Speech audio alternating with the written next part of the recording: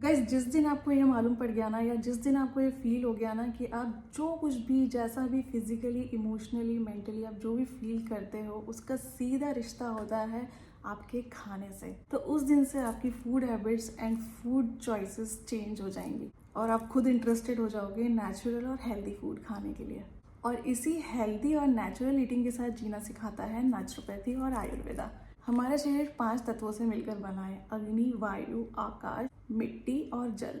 इनके कॉम्बिनेशन से हमारी बॉडी में 3 वाइटल एनर्जीज बनती हैं, जिसे आयुर्वेद की भाषा में दोष बोलते हैं: वात, पित्त और कफ। वैसे तो शरीर में तीनों दोषों का मिक्सचर होता है, पर इनमें से एक दोष जो होता है, हर शरीर में, हर किसी की बॉडी में एक दोष जो होता है जो सबसे ज्यादा प्रोमिनेंट होता है या सबसे ज्यादा स्ट्रांग होता है, और उस दोष के बैलेंस या इम्बैलेंस होने से ही हमें जो भी बीमारियां होती हैं उस दोष के इम्बैलेंस होने से होती हैं।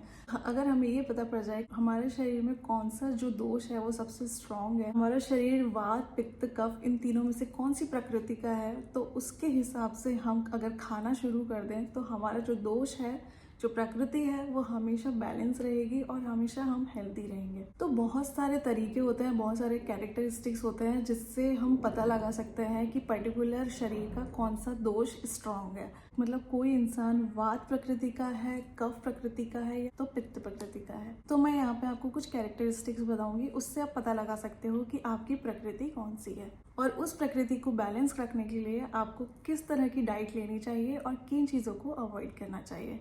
तो welcome back to my channel naturopath self healer. This is Nivedita, naturopath consultant. इस वीडियो को शुरू करते हैं। तो जैसे सबसे पहले हम बात करेंगे वात प्रकृति की।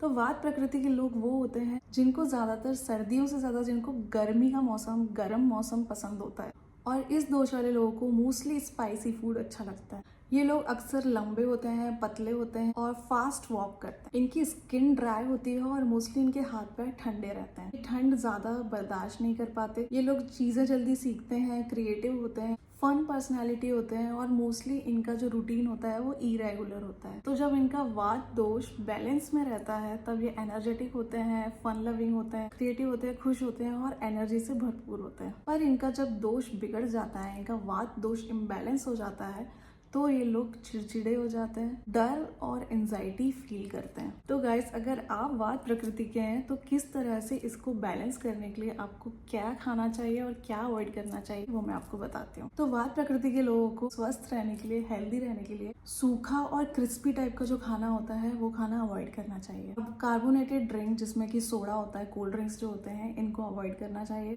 ठंडा या कच्ची सब्जियां जो होती हैं वो इनको अवॉइड करनी चाहिए। इनको मोस्टली अपनी डाइट में गरम पका हुआ खाना, सूप, पका हुआ अनाज, दलिया, खिचड़ी, ओटमील, गरम खाना, गरम दूध, घी, भीगे हुए ड्राई फ्रूट्स, ये सारी चीजें वात दोष वालों के लिए बेस्ट होती हैं। वात प्रकृति के लोगों को इस तरह का खाना खाना चाहिए।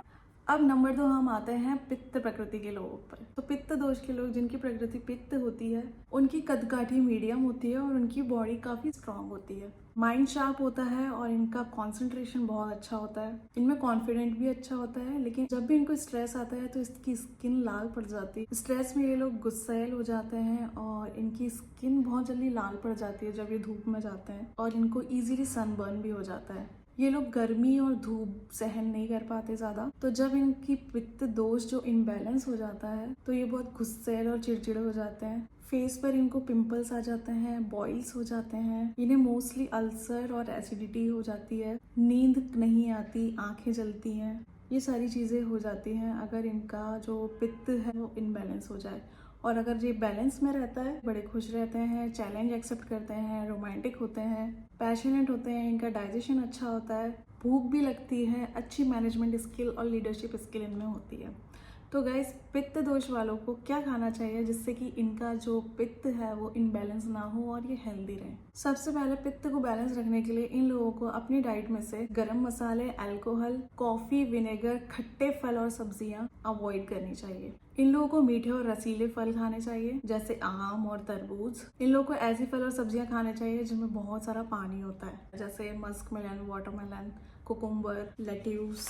अब हम आते हैं तीसरी कैटेगरी, मतलब कफ प्रकृति के लोग। कफ प्रकृति के लोग रिलैक्स, लविंग, नॉन जजमेंटल होते हैं। मोस्टली इन लोगों की बॉडी हैवी होती है और वेट इजीली गेन कर लेते हैं। आवाज धीमी होती है, स्किन और बाल सॉफ्ट होते हैं, डाइजेशन थोड़ा कम अच्छे से होता है, इम्यूनिटी इनकी अच्छी होती है पर डिप्रेशन इनको जल्दी हो जाता है। मोस्टली इन लोगों को कोल्ड वेदर बर्दाश्त नहीं होता। जब इनका कफ दोष इनबैलेंस हो जाता है तो इनको सर्दी, जुकाम, साइनस, कफ, एलर्जी, सर दर्द, ब्रीथिंग रिलेटेड प्रॉब्लम ये सारी होने लगती हैं। तो कफ दोष वालों को अपना कफ बैलेंस में रखने के लिए और हेल्दी रहने के लिए ऑयली एंड फैट वाली चीजें, मीठी चीजें, नमक ये सब कम खाना चाहिए। इन लोगों को मोस्टली मसालेदार चीजें, सब्जियां, हाई फाइबर, दालें ये सारी चीजें खानी चाहिए। सो गाइस, इन कैरेक्टरिस्टिक से आई होप आपको पता पड़ गया होगा कि आप कौन सी प्रकृति के हैं, आपके अंदर कौन सा दोष जो है वो ज़्यादा प्रोमिनेंट है, ज़्यादा स्ट्रॉन्ग है। उस हिसाब से आपको अपनी डाइट लेनी है। तो गाइस, कफ, वात और पित्त के बारे में आगे भी वीडियोस में कई बार मैं बात करूंगी। तो आई होप ये इन्फॉर्मेशन आपको अच्छी लगी हो और ये आपके लिए बहुत बेनिफिशियल हो। तो ये वीडियो शेयर करना ना भूलें और लाइक कर दें, और कोई भी बात है तो अगर कमेंट कर दीजिए और चैनल को सब्सक्राइब जरूर कर लीजिए। मिलती हूँ अगले वीडियो में। Stay happy and healthy.